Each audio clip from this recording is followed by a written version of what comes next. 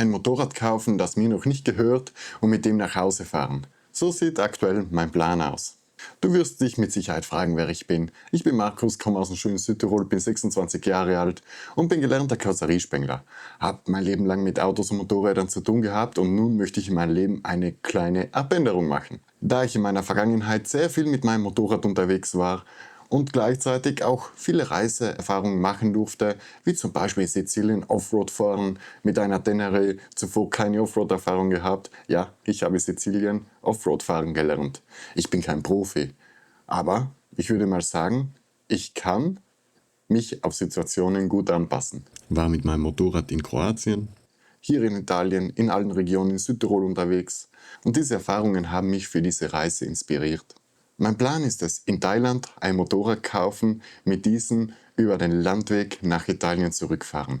Aktuell sehr viele Bürgerkriege. Myanmar lässt Ausländer gerade durch Bürgerkriege gar nicht mal ins Land einreisen und da werde ich viel improvisieren müssen. Und da bin ich dabei wirklich auf eure Hilfe angewiesen. Wenn jemand von euch Leute kennt oder selbst die Erfahrung gemacht hat, in Asien mit Motorrad unterwegs war und mir dabei weiterhelfen kann, was ich wissen muss, der würde mir eine große Freude machen. Das wäre für mich eine Riesenhilfe. Aber warum genau möchte ich in Thailand ein Motorrad kaufen? Das hat einen einfachen Grund. Ich habe mich für einen speziellen Motorradtyp entschieden und das ist eine Honda CRF 300. Sie wird in Thailand produziert und dadurch ist sie auch dort extrem günstig. Boah, mein Akzent schon wieder. Und dadurch ist sie auch in Thailand extrem günstig. Wir rechnen mit einem neuen Motorrad, zugelassen auf der Straße, um die 4.000 Euro. Das würdest du hier in Europa nicht erhalten, ganz einfach. Und gleichzeitig ist es für einen Ausländer so wie mich in Thailand extrem einfach, ein Motorrad zu kaufen. Ich kann auch gebrauchte Motorrad kaufen. Da ich in meiner Vergangenheit sehr viel mit Fahrzeugen zu tun habe, weiß ich relativ gut, auf was man schauen muss. Aber dennoch ist mir im Nachhinein oft aufgefallen, wenn ich was gekauft habe, oh, das wurde mir verschwiegen. Auch das kann in Thailand passieren. Wird mit Sicherheit. Also von dem gehe ich aus. Und darum möchte ich ein gebrauchtes Motorrad kaufen, extrem günstig, so günstig wie möglich und diese dort reparieren und fahrtauglich machen. Dazu braucht man mehrere Formularitäten und eines der wichtigsten Sachen, damit man das Motorrad überhaupt auf sich selbst als Ausländer schreiben kann, braucht man eine Wohnsitzbescheinigung, dass man einen längeren Zeitraum in einer speziellen Ortschaft in Thailand lebt, kann man Zettel holen. Das sehe ich für mich einfach nicht als Hürde, denn ich habe in Thailand mehrere Kontakte geknüpft in den letzten 2 Monaten, wo ich dort war. Und dabei ist jemand, was sich aktuell schon auf die Suche gemacht hat, Motorräder für mich zu suchen, speziell in Facebook-Gruppen. Wenn persönlich jemand was weiß, dann werde ich informiert und ich habe schon 2, 3 Vorlagen erhalten. Die eigentliche Challenge ist es aber, dennoch mit dem Motorrad zurück nach Italien zu fahren. Das möchte ich nur am Rande erwähnen. Aktuell habe ich noch 3 offene Baustellen. Zum einen Führerschein, Flug habe ich noch nicht gebucht. Und was nehme ich eigentlich mit?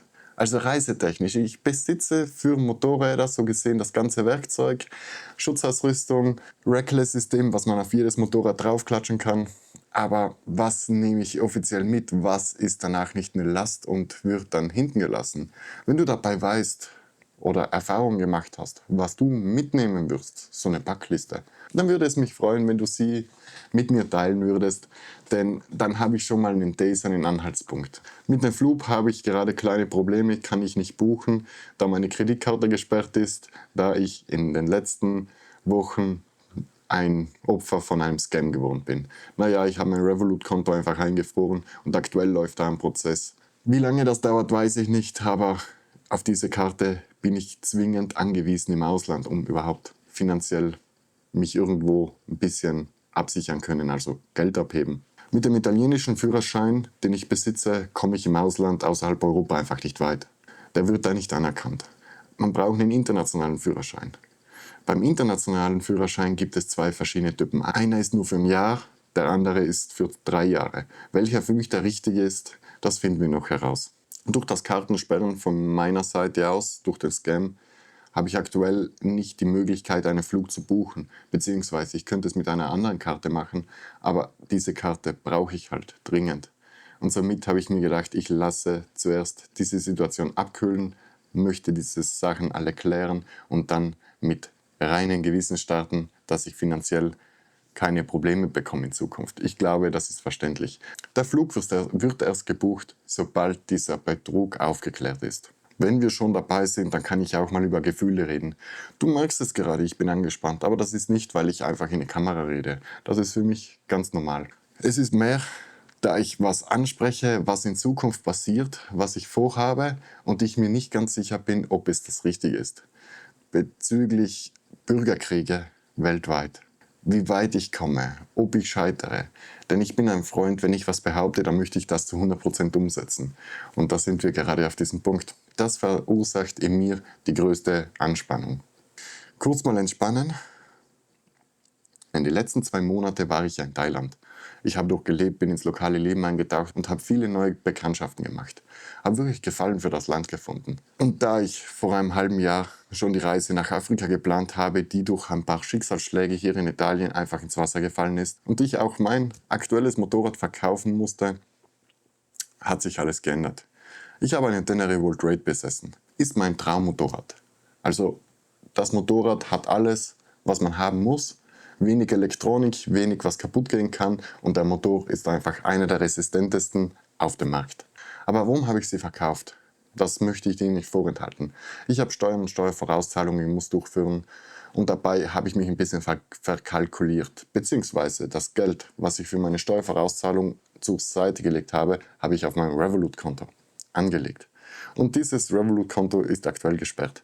Somit war der schnellste Weg, mein Motorrad zu verkaufen, dieses Geld für die Steuervorauszahlung zu verwenden, da Ratenzahlen bei Steuervorauszahlungen der schlechteste Weg ist, was man einschlagen kann, ist mit hohen Zinsen verbunden und Zusatzspesen einfach. Aber das war nicht der einzige Grund. In Südtirol hier haben sie mir das Motorrad stillgelegt, weil ich im Stehen das Motorrad lenkte. Ja, das ist die Straftat. Dazu gibt es ein eigenes Video auf meinem anderen Kanal, das ist hier in der Beschreibung verlinkt.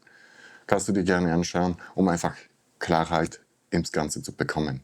Und da die Straßenregeln sich hier immer mehr anspannen, dachte ich mir, komm, die Reise von Italien in Asien, die gibt's schon zu viel. Hat jeder schon gemacht. Warum nicht einfach die Reise umdrehen und von Asien nach Europa fahren?